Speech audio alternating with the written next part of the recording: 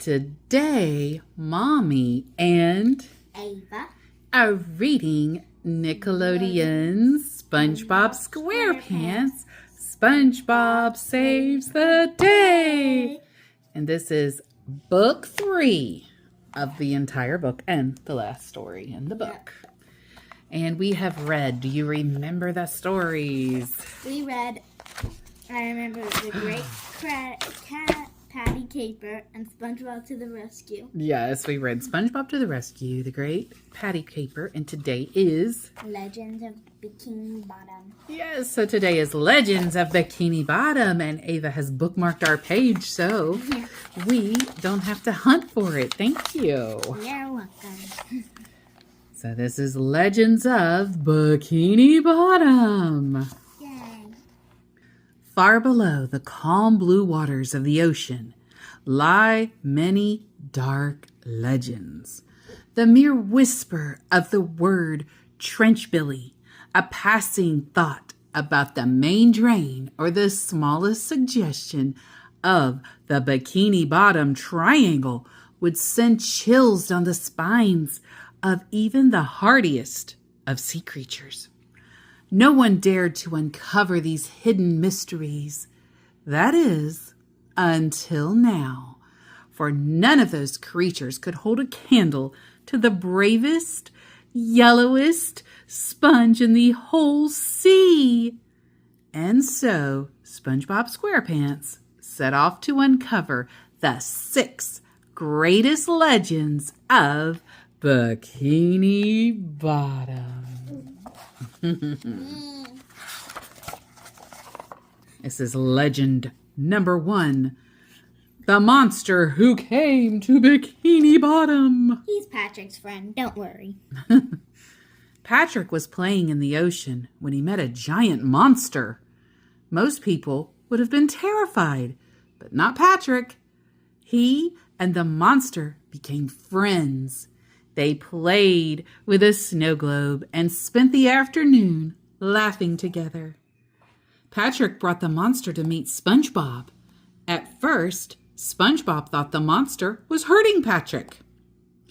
This is even worse than yesterday when the ice machine broke at the Krusty Krab, thought SpongeBob. But then he realized that the monster was Patrick's new friend. And you are? SpongeBob asked. Roar! The monster roared. Nice to meet you, Roar. SpongeBob replied.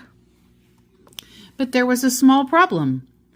Rarg didn't have anywhere to live in Bikini Bottom. Patrick offered him his rock, but Rarg was so big that Patrick's rock sat like a small hat on his giant head.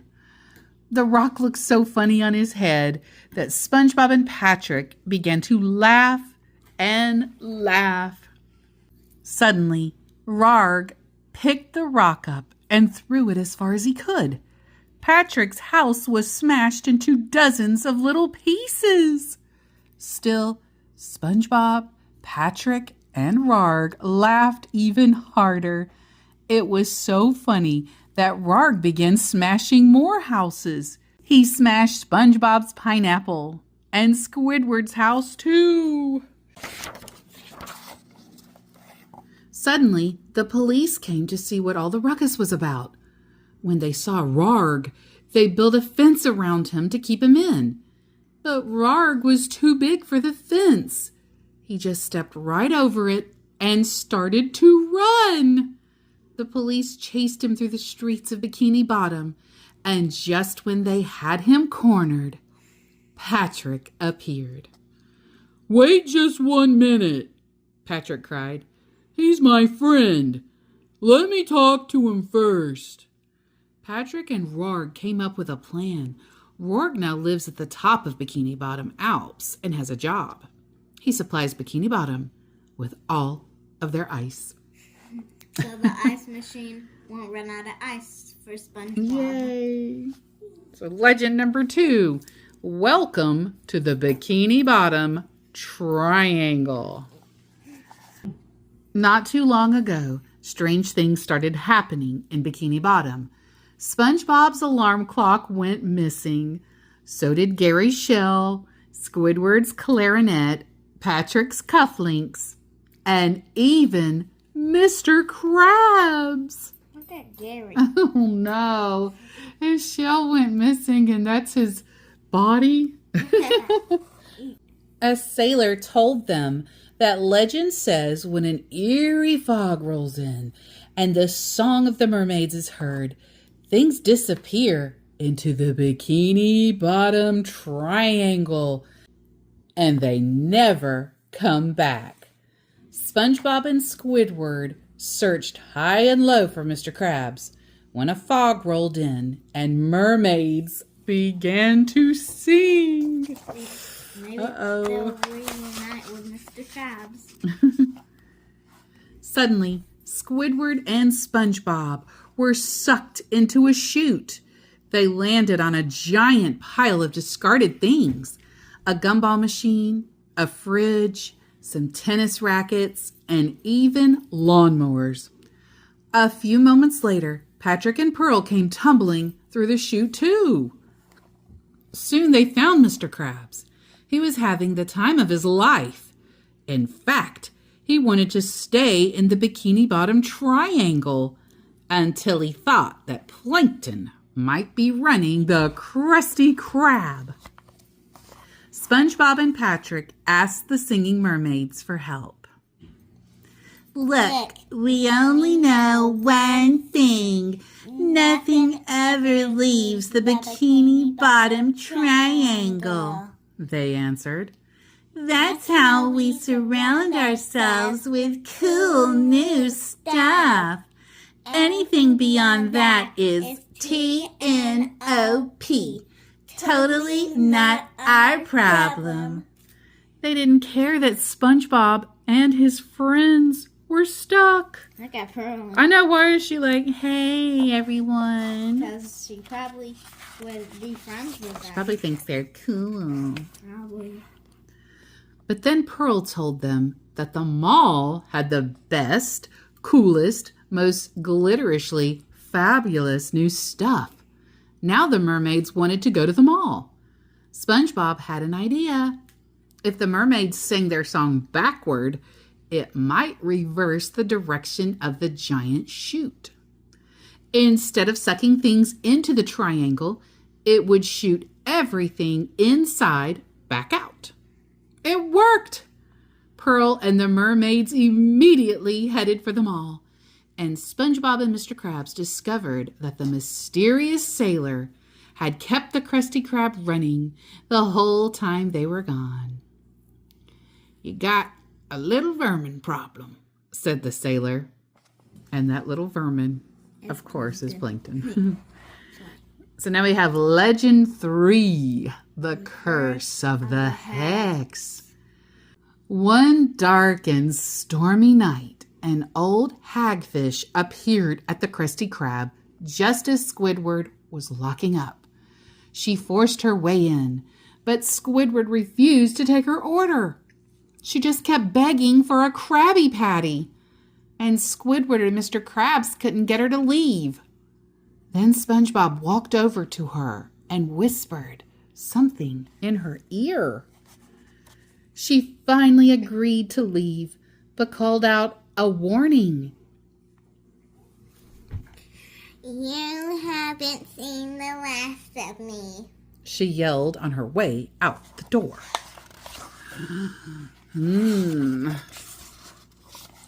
Later, SpongeBob sneaked out of the Krusty Krab with 2 Krabby Patties for the hagfish.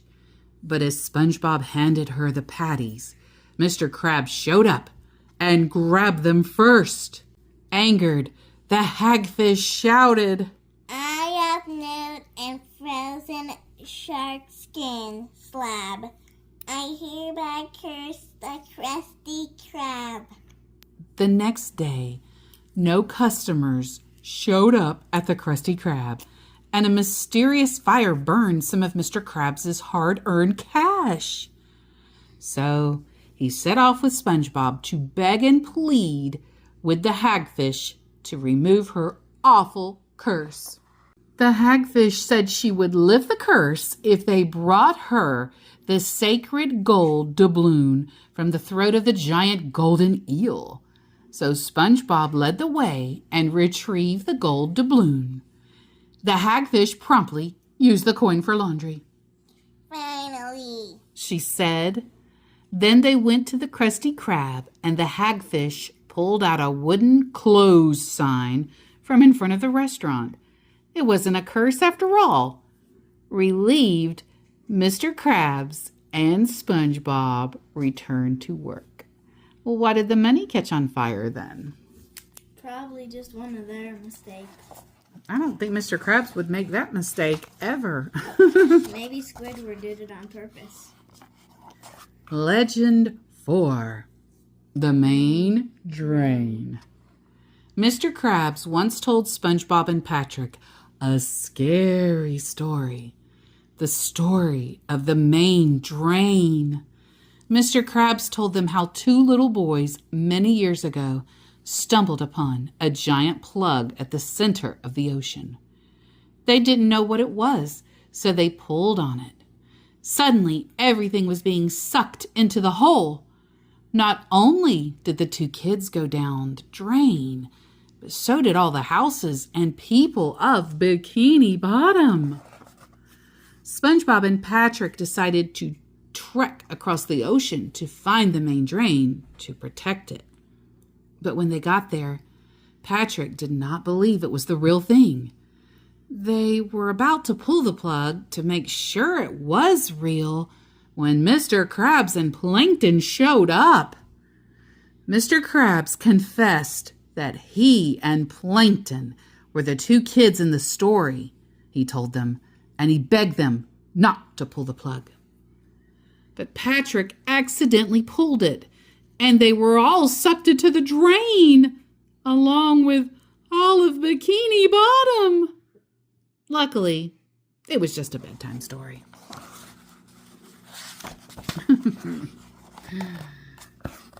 Legend number 5. Trench Billies. One day, SpongeBob and Patrick were chasing a jellyfish when they fell off a cliff. Down, down, down, until finally they landed hard right on top of Trench Billy. The Trench Billy dragged them to the leader, Ma Angler. As leader of this clan, she growled, I must subject you to our clan initiations to see if you're worthy of living. A Trench Billy walked up to them with his fiddle in hand, and he played a song. SpongeBob, I think it's meant to be a musical challenge, Patrick whispered. So SpongeBob grabbed a pair of suspenders and fastened them to his pants. Then Patrick picked up SpongeBob and began to strum on his suspenders like a guitar. They passed the challenge. Whew. And I know what the last one is. Next, it was time for the Hootin' and Hollerin' contest. The Trench Billy's best singer, Betsy, yodeled the loudest, strongest yodel she could muster. What are we going to do? SpongeBob asked. I don't know, Patrick answered, but I sure am thirsty. Patrick opened a can of corn and began gulping. SpongeBob grabbed the can and gulped down the rest. Afterward, they each let out the loudest, strongest burps ever. The crowd went wild. Next, they were challenged to a wrestling match. But SpongeBob and Patrick showed everyone how to jellyfish instead. At first, Ma Angler wasn't impressed, but then SpongeBob and Patrick jumped high into the air, collided, and collapsed on the ground. Ma Angler thought those were great wrestling moves, and she made them honorary Trench Billies. She gave them each a set of Trench Billy teeth. A few moments later, They learned that meant they'd have to stay there and take care of her forever.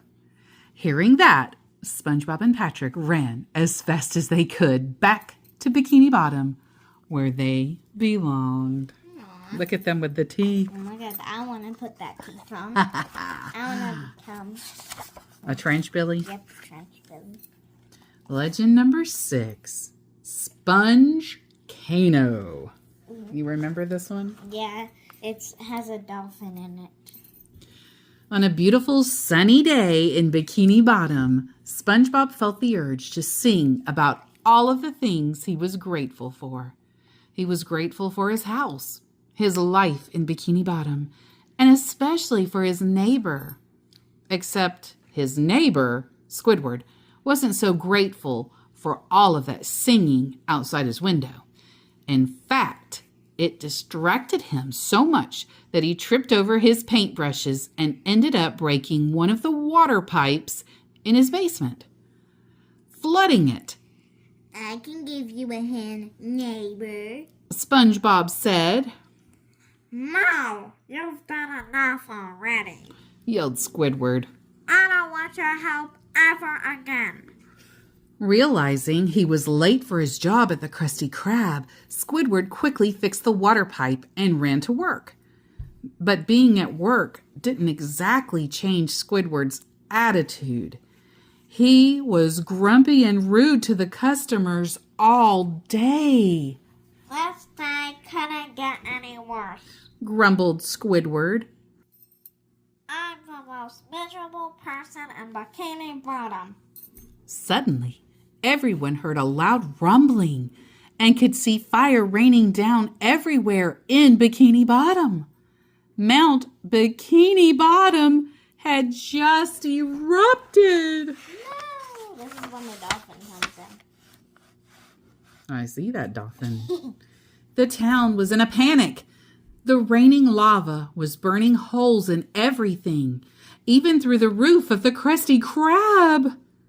It looked like Bikini Bottom was doomed. That was until an ancient warrior who had ruled over the ocean before the dawn of time came to tell them how to stop it. To stop the volcano, you must sacrifice the most miserable person, said the warrior. Before he could finish speaking, the crowd began chanting, Squidward, Squidward. They tied him to a stake and carried him to the volcano. They were about to throw him in when... I am grateful for the life I have. Please help me. SpongeBob, pleaded Squidward. You told me not to help you ever again, said SpongeBob. Just then, they heard another loud rumbling throughout Bikini Bottom. Could it be another volcano? No. It was the pipe in Squidward's house exploding from the water pressure. The water blew the house into the air, and it landed right on the volcano. Bikini Bottom was saved. But you said the sacrifice had to be the most miserable person. Squidward cried. No one let me finish, the warrior said. I was going to say you must sacrifice the most miserable person in house to the volcano. No one ever listens to me. And so, our brave SpongeBob survived and lived to tell about the legends of the deep. But not everyone is so lucky. Some never got out of the Bikini Bottom Triangle or even became trench billies. But now you know and can go out to uncover more hidden mysteries. What spine-chilling creatures will you discover? That's the end. And thank you to everyone who stayed for the reading of SpongeBob Saves the Day. And that was the end of the entire book. There's the goofy teeth.